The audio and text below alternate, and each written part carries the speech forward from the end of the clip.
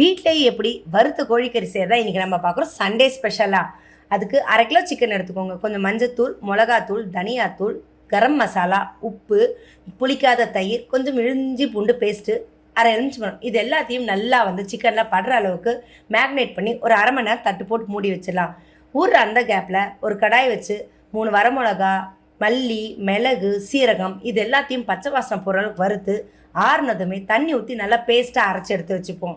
இப்போ ஊறின சிக்கனை எண்ணெயில் போட்டு நல்லா 2 பக்கமும் கோல்டன் ப்ரௌன் ஆகிற அளவுக்கு பொரிச்சு எடுத்து ஒரு பிளேட்டில் எடுத்து வச்சிடலாம். அதே எண்ணெயில் கொஞ்சமாக சோம்பு, இஞ்சி பூண்டு பேஸ்ட்டு, கருவேப்பிலை இது பச்சை வாசனை போகிற அளவுக்கு நல்லா வதக்கிக்கோங்க. அது கூடவே அரைச்சி வச்சுருந்த அந்த பேஸ்ட்டையும் சேர்த்து நல்ல எண்ணெய் பிரிஞ்ச அளவுக்கு இது பண்ணதும் அதில் பொரிச்சு வச்சுருக்க சிக்கனையும் சேர்த்துட்டு கொஞ்சமாக கொத்தமல்லி, கருவேப்பிலை எல்லாத்தையுமே ஆட் பண்ணி மேக்னேட் பண்ணலாம். நிஜமாகவே வெரைட்டி ரைஸ்க்கு, பிரியாணி, தக்காளி சாதத்துக்குலாம் செம்ம சூப்பரான சைட் டிஷ்ங்க இது.